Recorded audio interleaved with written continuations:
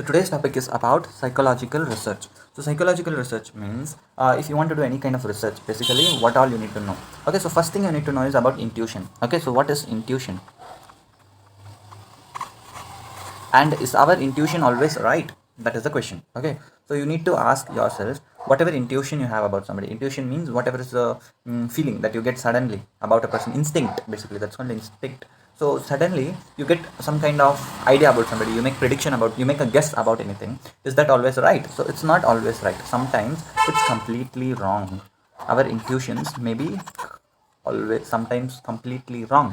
So our intuitions need not be always right. So for example, if you think somebody is bad, even if that person does something very good, for example, if somebody is if you think somebody is bad, even if that person actually does something good, you will feel that that person is bad, right? So whatever good work that person does, you will try to find a reason for that. If a person about whom you think bad, if that person does something good, you will try to justify that by telling that he has a bad intention behind that. And if you think somebody is good, if the good person does something bad also, or if he has a bad intention also, we try to justify that he might have done this because of this reason, that reason. Like crimes, for example, crimes happen, right? So if your favorite person has done any kind of crime, so if you like somebody and that person has done any sort of crime, you try to justify that by telling that it's his, he didn't have any option, or he had any kind of issue because of which he had to do it. So we try to justify it. But if you hate somebody, if they do something right also, you try to criticize them. So this is called hindsight bias. This is called intuition, basically. Okay, and you try to, and when the things work out according to you, when whatever you guess, when your intuition works out, or when things are in your favor, your brain thinks that I knew it all, or hindsight bias. So what is this hindsight bias? Hindsight bias means I knew it. So basically, sometimes things happen according to like if something works out, if something doesn't work in your favor, if you, for example, you thought about something in your mind, you're thinking about something. For instance, you're thinking something wrong, but it's actually like you thought that somebody is bad. For example, you thought that that person is bad, but actually that person was good. Then your brain tries to justify your thinking by telling that no, I thought that this thing is like that because of this and that reason, and you will try to justify. But when it is really right, then you say that I know everything, I knew it all from a long time, so I know it's because of this. So your brain thinks that whatever instinct you get is always right. So you try to prove your thoughts is right. Okay, so even if you are wrong, even if you are wrong, our brain tries to justify our wrong. Like how I told you, if you like somebody, you try to justify his mistakes, and if you hate somebody, you try to criticize their good things. Like that, same thing happens to us.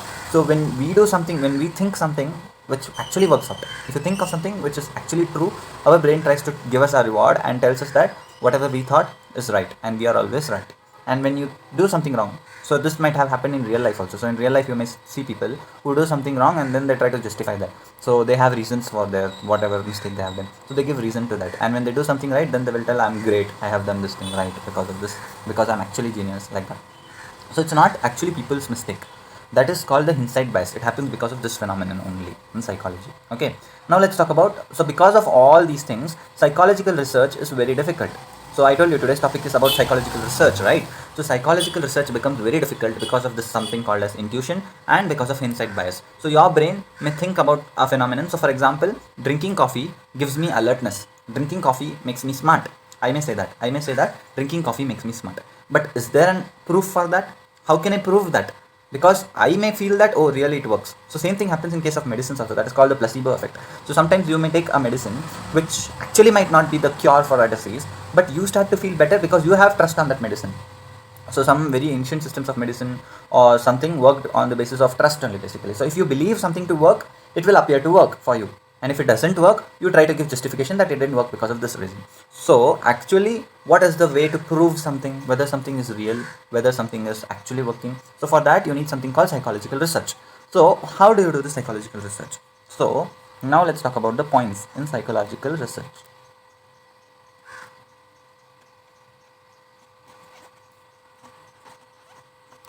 Psychological research. Okay, so now in psychological research, you have basically 3 steps. Okay, one is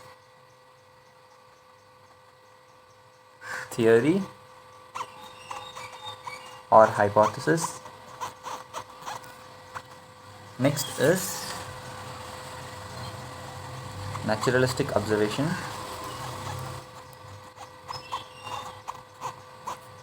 What are these? I will just tell you. And the last one we have is called the experiments. So what is a theory and what is a hypothesis? So the line that I just told you, that coffee makes me smarter, or for instance, this medicine cures this disease, it cures, for example, headache, all that. So this is called a hypothesis. Okay, so this is called the statement that I give. This is called a theory, for example. So I have a theory and I give reasons for that. Coffee makes me smarter because coffee contains caffeine. Caffeine works in this way, that way. All that is a theory. Theory basically means whatever statements I give, which and reasoning behind that is called theory. Okay, so questions. So first, to give any kind of theory, if I want to form any kind of theory, first I should ask questions. Okay, so questioning is the most important thing of any aspect. So you need to ask questions. Okay, so in theory, basically, we have to ask questions about something. And then comes the hypothesis. What is hypothesis? It is a testable prediction. So I made a prediction. If you drink coffee, you will become smart, for example. Or if you take this medicine, it cures this disease. So I give a prediction that this is going to happen. I predict if you take this step, next step, this is going to happen. So we test that prediction whether it works or not. So we have to test it. So that is called hypothesis. Hypothesis gives us testable predictions.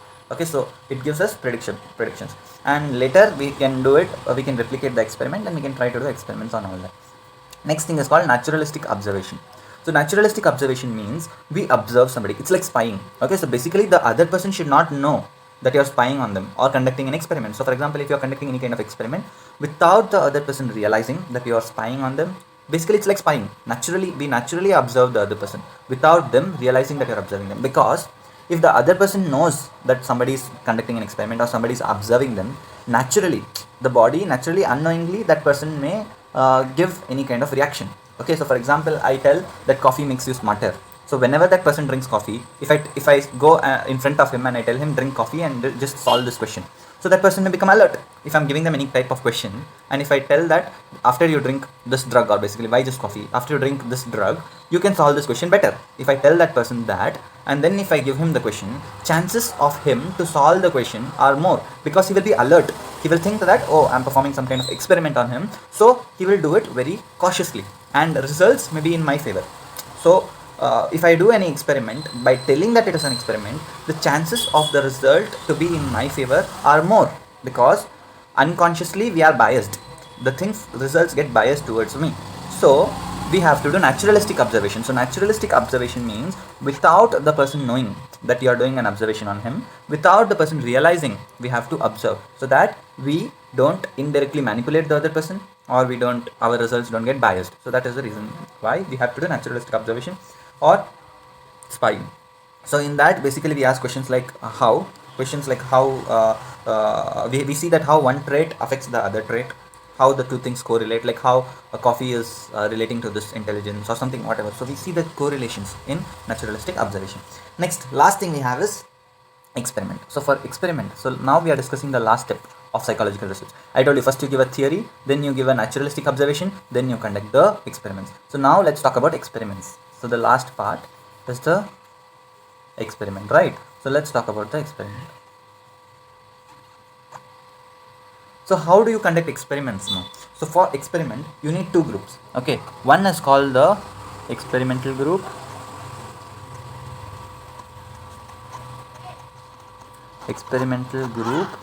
and another is the control group.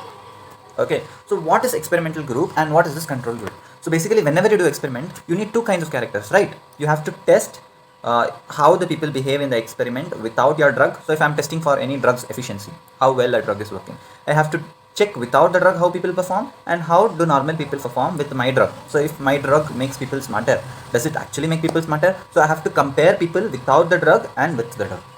But again, most of the times this experimental and control group, even the scientist doesn't know who's experimental and control group. So we take two groups, okay, and we give both the groups. We give one group a drug, we give one group the drug, and we give another group something which is not a drug. Okay, so we give something else and we make them think that it is a drug. So one drug actually contains the drug, other substance doesn't contain the drug.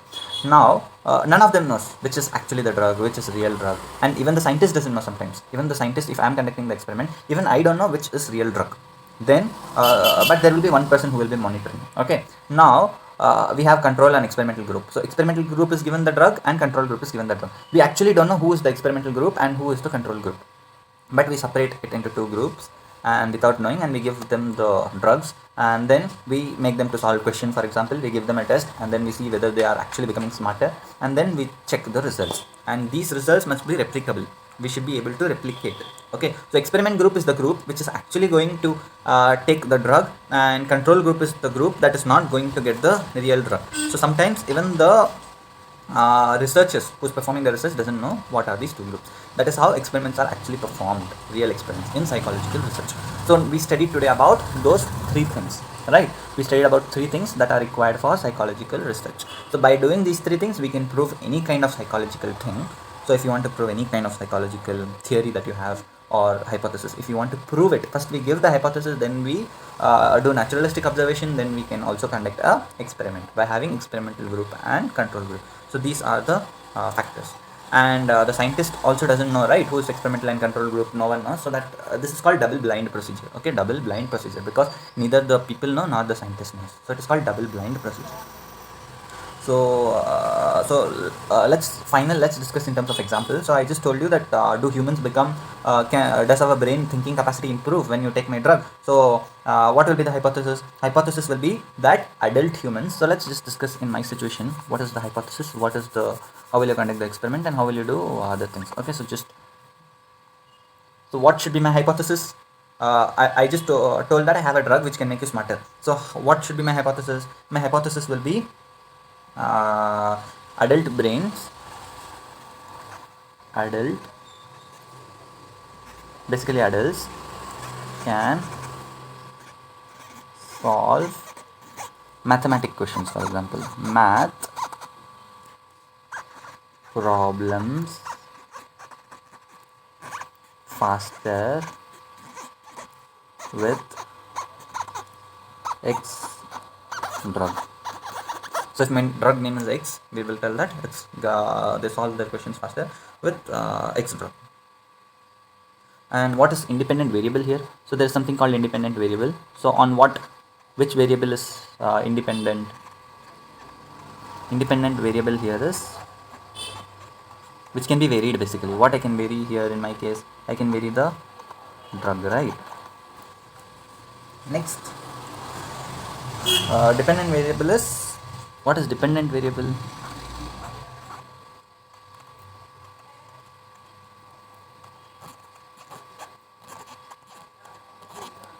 Something that depends on this independent variable. What is that? That is the math problem solving speed, right? So the speed at which the people will be solving the problem, that is called the independent variable. So this is the hypothesis. So this thing is the hypothesis. The statement is the hypothesis. It has two variables, independent and independent variable. You learned what is independent and what is dependent variable. Now how do you do the experiment? You know how to do the generalistic observation. You know how to do the naturalistic, generalistic, whatever. So you know to do the observation. Now how do you do the experiment? Control group and experimental group. So two groups you have. Control group will get the placebo. Experiment group gets the drug. And then you make both of them solve the question. So what is placebo? Placebo is any substance which is actually not a drug. It's not the drug, but it's a normal compound which does not cause any effect on the body. So anything I can give them, and which is safe for human consumption, any eatable thing. And drug is actually the drug which I am stating that it makes the people smarter. So I give both of them to the people, then I test them, then whichever gives the result. If my drug makes the people smarter, then I actually whatever hypothesis I give, that hypothesis is true. And this experiment must be repeatable. Any person should be able to do it anywhere. So this is how we do psychological research. Thank you very much.